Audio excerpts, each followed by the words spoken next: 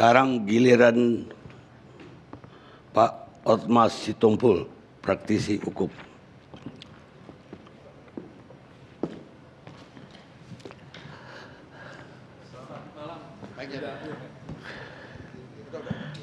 Selamat malam dah. Ya. Saya terus terang nih suka terheran-heran nih ngelihat para ahli-ahli kita nih. Sebelumnya mohon maaf nih.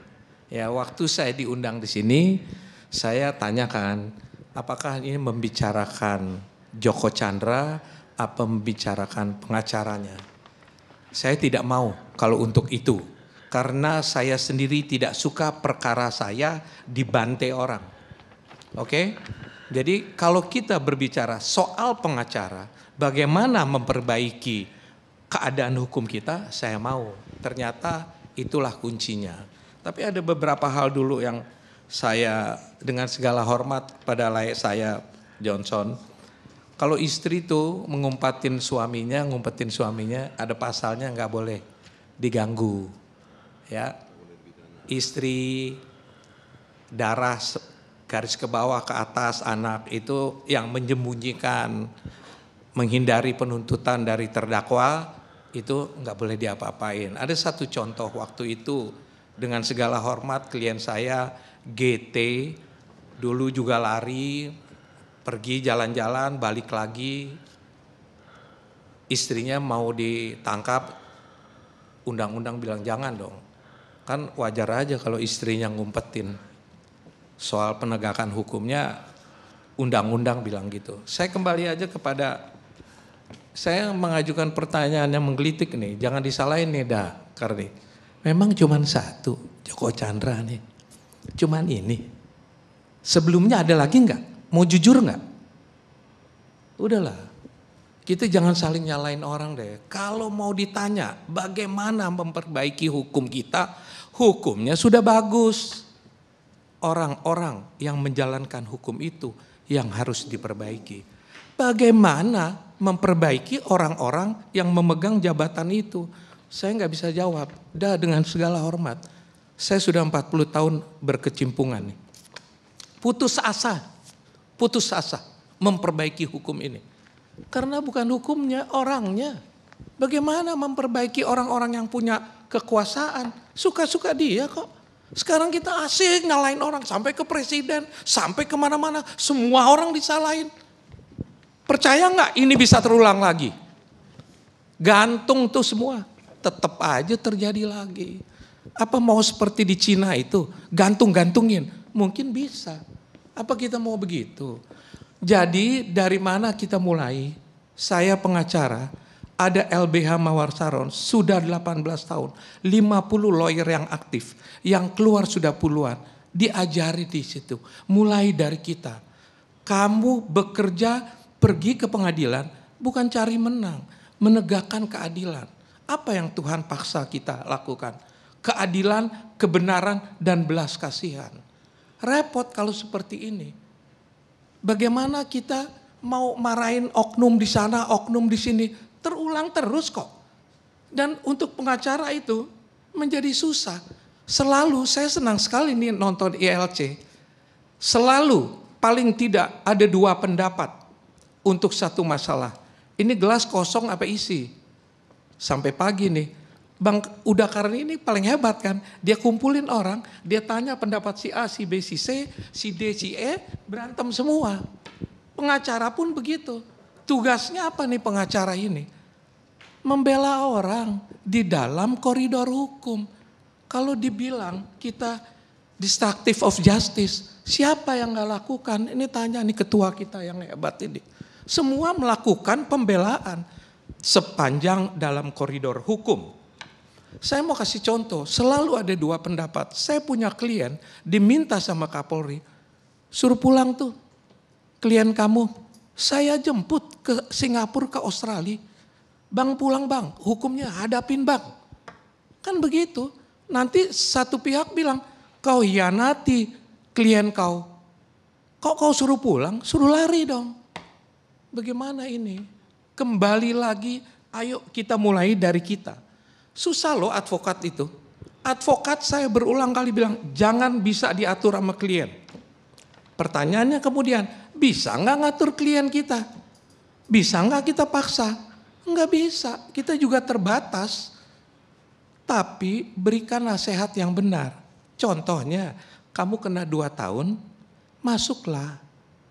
Sudah masuk aja jalanin, nanti ada remisi, bukan dianjurkan untuk lari. Kan kita terikat kode etik, terikat sumpah jabatan. Saya mau bilang nih, mudah-mudahan banyak pengacara muda. Kau tidak bertanggung jawab hanya pada pekerjaanmu dan juga hanya kepada klienmu. Kau bertanggung jawab sama Tuhan. Kau bisa lepas dari tanggung jawab, tidak bisa lepas dari hukuman. Jadi Bang Karni, Uda Karni, manusianya yang mesti dibetulin. Kita mau nyalain semua orang, terulang lagi. Memang ini baru 1 kali. Baru 1 kali yang begini. Gimana kita ini? Kenapa sebutin aja berapa kali begitu biar kita tahu. Disebutin aja gitu. Apakah ini udah berapa kali yang lebih canggih dari Joko Chandra? Itu yang saya bilang. Tidak mudah itu. Saya kasih contoh pengacara nih. Sulitnya pengacara, jangan kira gampang. Saya paling sakit hati kalau bilang, lu pengacara modal bacot aja. Nih, kamu pakai hati kamu. Tidak mudah juga itu. Sekarang saya tanya nih para pengacara. Ya, kan sekarang pengacara ini mohon maaf nih. Sekarang jadi pengacara, nuraninya membela orang. Besok jadi KPK, marah-marahin orang. Besok jadi LSM, sikat-sikat orang. Nurani kamu apa? Pembela apa? Penangkap orang? Saya mau tanya nih. Ada satu peristiwa nih, pemeriksaan setempat, di mana mayat yang kamu bunuh. Saya jalan sama klien, ini contoh nih, sama klien kita jalan, sama polisi, sama semua. Di mana Pak tadi itu mayatnya kamu simpan? Di sana Pak, di sebelah situ Pak. Oh begitu, wah sibuk. Terus dia bisikin saya, Pak bukan 1 yang saya bunuh Pak, 2 Pak. Di mana? Sebelah sana sama sebelah sana. Terus kita bilang, Pak polisi, ada 2 lagi.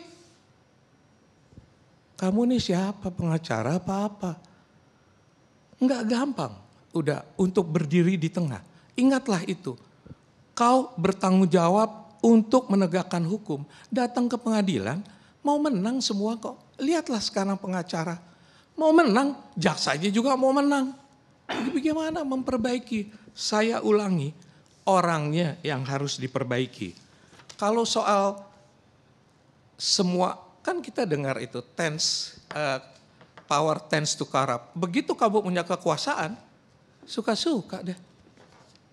Sekali lagi, orang-orang yang harus diperbaiki. Kita mau berbusa nyalain polisi, nyalain ini. Saya mau nanya, dengan segala hormat, kalau ini diungkap semua, beres hukum kita. Saya jangan dibilang pesimis, saya putus asa. Otak saya pusing memperbaiki keadaan hukum kita. Tapi pengharapan saya tidak hilang. Saya percaya ada kuasa yang lebih kuat. Tapi saya mau tanya, sistem apa yang bisa memperbaiki keadaan hukum kita? Ayo ngomong nanti yang pinter-pinter tuh. Dulu ada seorang, saya dengan segala hormat, pilihlah saya jadi presiden. Dalam 5 tahun saya akan bereskan hukum kita. Pusing saya dengernya. Bukan hukumnya, orangnya mesti diperbaiki. Bagaimana memperbaiki orangnya? Nih, dari diri kita sendiri. Kau jadi cahaya, tularkan sama yang lain. Sama lawyer-lawyer muda tuh ajarin itu semua. Kalau mau jadi pengacara, kerja di LBH. Taruh hatimu pada orang miskin. Lo kerja benar, enggak dibayar. Tunggu, begitu jadi profesional, dibayar. Pasti kerjanya benar. Saya minta semua lawyer-lawyer muda kita ini, taruhlah hatimu pada orang miskin dulu. Jangan otaknya duit aja semua. Siapa sih yang gak suka duit? Akibatnya, begitu tahu ada satu perkara, ada peluang, baik melanggar hukum maupun tidak melanggar hukum, dikerjain. Ada duitnya kok. Saya nggak usah terlalu panjang, nanti kelihatan terlalu pesimis. Ayo kita mulai ajarkan sama lawyer-lawyer muda kita. Tertib hukum, jalanin kebenaran dan keadilan, setia. Ingat ya, bisa lari dari tanggung jawab. Tidak bisa lari dari hukuman Tuhan nanti. Cepat atau lambat. Jadi para pengacara, saya ulangi, bekerja dulu di LBH. Taruh hatimu pada orang miskin, nanti kerjanya benar. Saya tutup nih, nggak usah terlalu panjang. Saya punya pembantu nih, kerja udah puluhan tahun, cuman satu. Saya bilang, kamu cari pembantu lain dong. Susah Pak, kenapa susah? Begini Pak, yang mau kerja banyak. Yang niat kerja nggak ada. Yang mau memperbaiki hukum kita banyak. Yang niat mau memperbaiki, walahu alam bijawab kata kawan saya. Terima kasih. Makasih.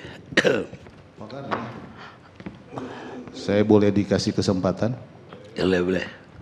Yang pertama Bang, saya kira kita lebih baik transparan supaya kita bisa tahu yang mana yang lebih canggih dari Joko Chandra. Pertanyaan saya ini penting untuk menjawab dan melontarkan pertanyaan kepada apa yang dikatakan oleh Bung Junimart. Terutama yang soal 3 bulan dia kesini ngurus bisnis. Ini kan nggak bisa dijawab pakai hukum, apalagi pemeriksaan polisi. Pertanyaan saya, intelijen kita di mana? Apa dia lagi sibuk ngurusin COVID, sumbangan-sumbangan alat laboratorium atau periksa COVID di pasar sana? Atau di mana itu staf khusus intelijennya presiden? Di mana itu? Itu kan itu harus dijelaskan. Karena itu yang bisa jawab. Karena kalau misalkan hukum ya tunggu sprindik ini disidik dan lain sebagainya. Apalagi Bang Karni bilang, oh itu BOT. Itu di mana? Apa memang di negara hukum Pancasila ini bisa buronan itu bisa berbisnis dan lain sebagainya, berbisnis dengan negara, keluar masuk seperti ini, memperpanjang. Itu juga kan pertanyaan selain 2 soal hukum yang tadi saya pertanyakan itu. Bang Hotma, saya ini kadang-kadang masih suka diminta oleh aktivis-aktivis yang kadang-kadang disasar sama polisi. Bahkan oleh keluarga-keluarga teroris. Itu disasar tuh Bang sampai istrinya apa segala macam. Disasar, dipertontonkan kok bahwa itu prestasi. Nggak dapat suaminya karena lari dia teroris, istrinya diambil. Ini faktanya. Loh, kalau soal yang itu bisa tegas, kenapa yang ini nggak tegas? Terus malah bisa berbisnis apa segala macam dengan mereka. Itu justru jadi pertanyaan saya. Karena tidak bicara hukum, bicara oknum kan. Hukum bilang istri tidak boleh diganggu. Itu aja. Kalau ada kelakuan yang mengganggu istrinya, salah itu. Mau polisi pun mau siapa, tertib hukum. Tunduk pada undang-undang. Jangan menegakkan keadilan dengan melanggar undang-undang. Untuk semua itu. Oke.